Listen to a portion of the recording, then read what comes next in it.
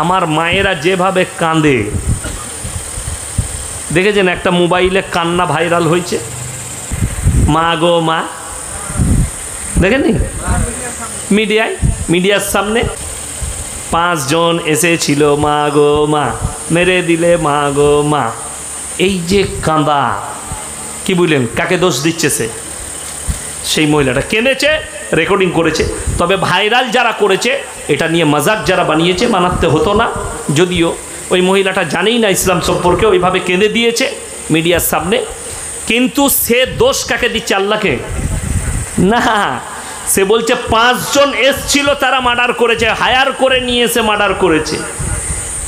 Higher বাহানা, মানুষটা বাহানা, মার্ডারটা বাহানা, মৃত্যুটা সত্য। ওইভাবেই মৃত্যু ছিল।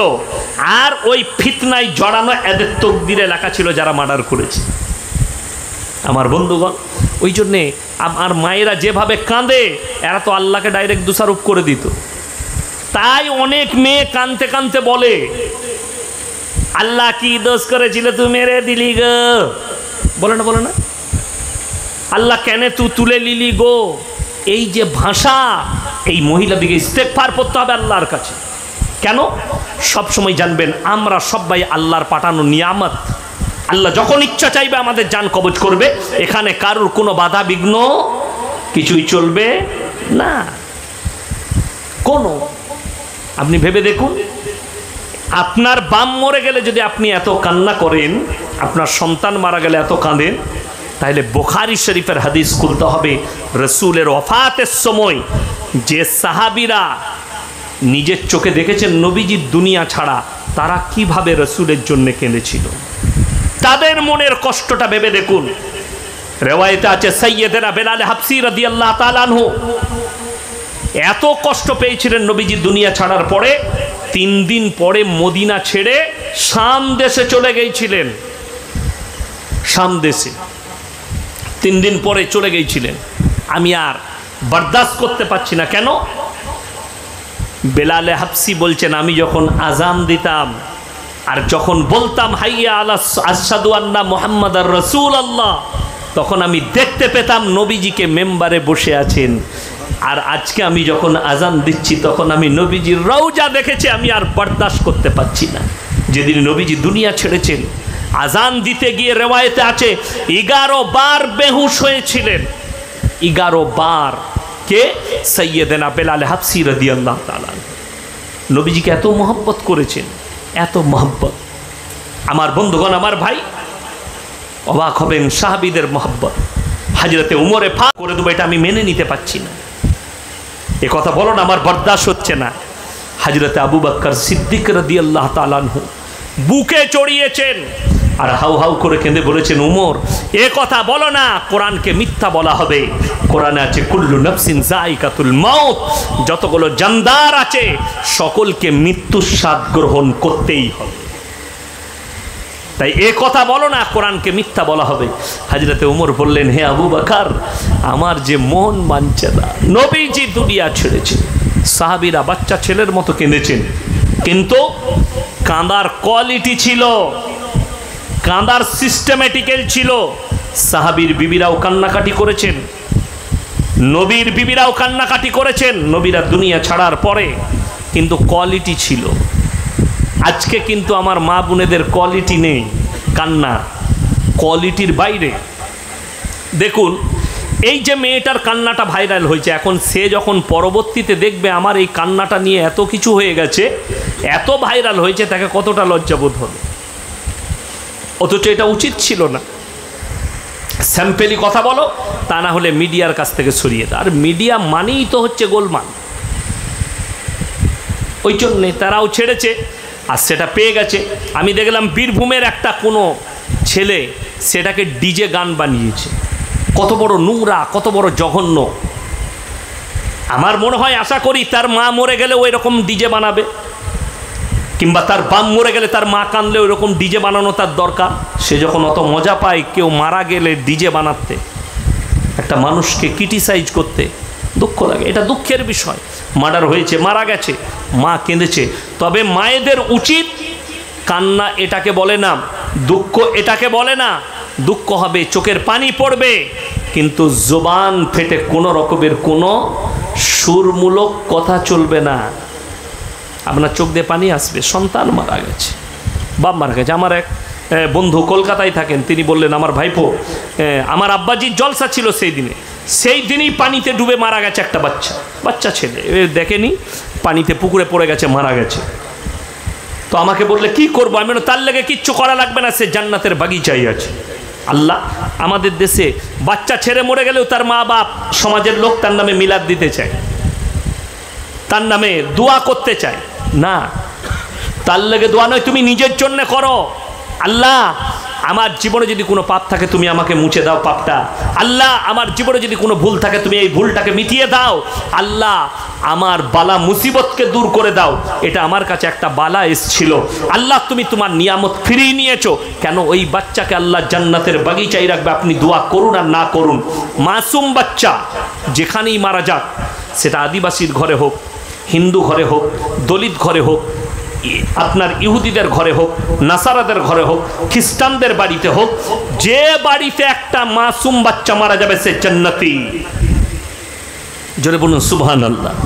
যে ধর্মেরই হোক, যে বাড়িতে, এমন কি এটাও বলে দিচ্ছি, এত বড় কথা বলছি, যদি কোনো অবৈধ সম্পর্কে, হারাম সম্পর্কে কোনো মেয়ের পেটে বাচ্চা আসে, হারাম সম্পর্কে কোনো মেয়ের পেটে, যেটাকে আমরা বলি হারাম আওলা, বলি না, এই বাচ্চা জন্মানোর পরে মারা গেলেও এই বাচ্চা জান্নাতের বাগিচায় থাকবে। পাপী হচ্ছে ওই পুরুষ আর ওই নারী, বাচ্চা কিন্তু পাপী নয়।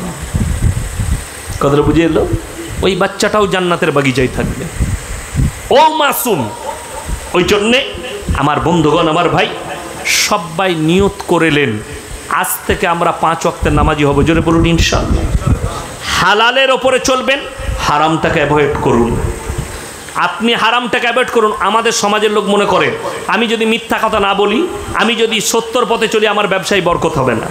এ ভুল কথা, মিথ্যা কথা, এগুলো বেঈমান কাফেরদের কথা, এটা মুমিনের কথা নয়। মুমিনের কথা হচ্ছে আমি হকের উপরে টিকে থাকবো, আল্লাহ আমাকে বরকত দেবে। সম্পদটা বড় জিনিস নয়। আমাদের অনেক লোক মূর্খ কি আছে, কি দোয়া করে, আল্লাহ তুমি আমাকে বড় লোক করে দাও, আল্লাহ আমার সম্পদে বরকত দাও, আল্লাহ আমার মালে বরকত দাও। এ মূর্খ ছাড়া এই দোয়া কেউ করে না। মুমিনদের দোয়া শুনেলেন, আল্লাহ তুমি আমাকে মৃত্যুকাল পর্যন্ত ইজ্জতের রুজি দান করো। এটা হচ্ছে মুমিনদের দোয়া, ইজ্জতের রুজি চাওয়া। রাসূলের হাদিস, যারা 5 ওয়াক্তের নামাজি হবে মৃত্যুকাল পর্যন্ত কোনোদিন আল্লাহ তাদের রুজিতে কমি দিবেন না। জোরে বলুন সুবহানাল্লাহ। রাসূল সাল্লাল্লাহু আলাইহি সাল্লামের হাদিস। রুজি অনেক রকমের, একটা বেজ্জতির সঙ্গে রুজি, একটা ভিক্ষা করে, আপনি কোনো জায়গায় মারামারি করে রুজি নিতে হচ্ছে। আর ইজ্জতের রুজি হচ্ছে ডাল আলু হোক, 1 কাপ চা হোক, বিস্কুট হোক, দাস্তারখানে পাবেন, সামনে এনে কেউ ধরিয়ে দেবে, এটা খান। আমি আব্দুল্লাহ ভাইয়ের রেস্টুরেন্টে বসেছিলাম, এসডিও অফিসে মেদিনীপুরে চাকরি করে, খুব সুন্দর দেখতে, আমার সঙ্গে দেখা করলো। তো বললে হুজুর কিছু খেতে হবে, আমি নম্বরটাও নিলাম। তো সে আমাকে লস্যি খাওয়ালো, তাই তো, লস্যি খাওয়ালো। রুচির মালিক আল্লাহ, ওদের বুঝতে পারেনি। ওই লস্যিটার কত দাম জানি না, আব্দুল্লাহ ভাই জানবে, ওনার রেস্টুরেন্ট। সে 1 গ্লাস লস্যি, তার শখ ইয়াসিন সাহেব আমার পয়সায় লস্যি খা। তাহলে রুজির মালিক আল্লাহ, আমার হাতে গিলাস চলে এলো। এইটা হচ্ছে ইজ্জতের রুজি। আপনি বসে থাকবেন, আপনার কাছে খাবার চলে আসবে, আপনি বাড়িতে গিয়ে দস্তরখানে বসবেন। খাবারটা যাই হোক, যদি কেউ মনে করে না খাবারটা ভালো হতে হবে, একটা লোক যদি রোজ খাসির মাংস খায়, মালটা 3 দিন পরে মারা যাবে। ঠিক বললাম না ভুল বললাম?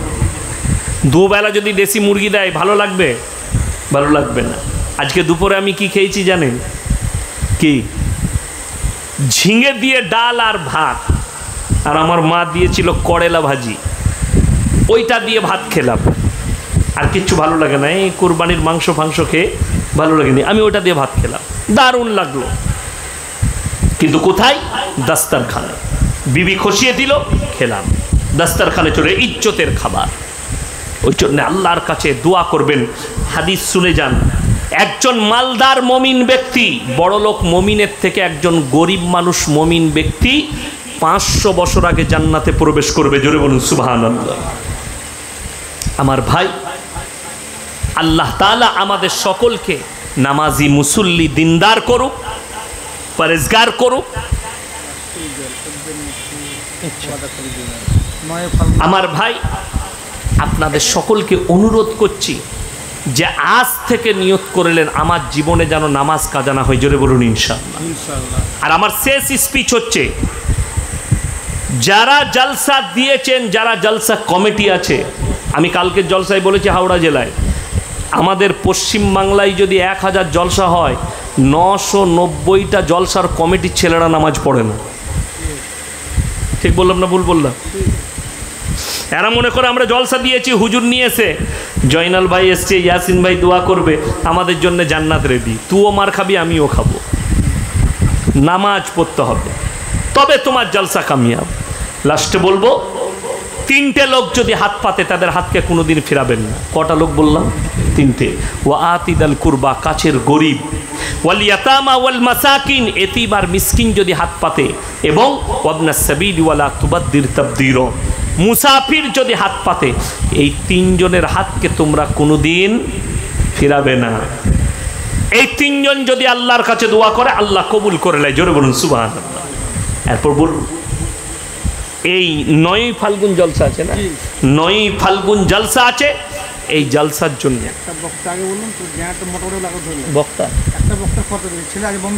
আচ্ছা, একটা বক্তার খরচা কে আছেন, কোন একজন আল্লাহর বান্দা আছেন একটা বক্তার খরচা দিবেন? বোম্বে পার্টিগুলো হাত তুলেন। বাইরে যারা বসে আছেন বোম্বে পার্টি বলে পাঠান, একটা বক্তার খরচা একজন কে আছেন? একটা বক্তা। 9ই ফাল্গুন জলসা আছে, সেই জলসার জন্য আগামী বছরে একজন বক্তা কে আছে? একজন বক্তার পয়সা,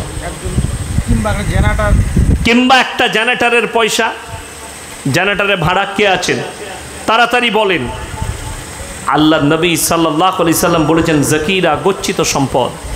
মানুষ কিয়ামতের দিনে কাঁদবে, আমি যদি আরো বেশি কিছু দান করতাম আমার জন্য মঙ্গল হতো। আমার ভাই কে আছেন? তাড়াতাড়ি বলুন।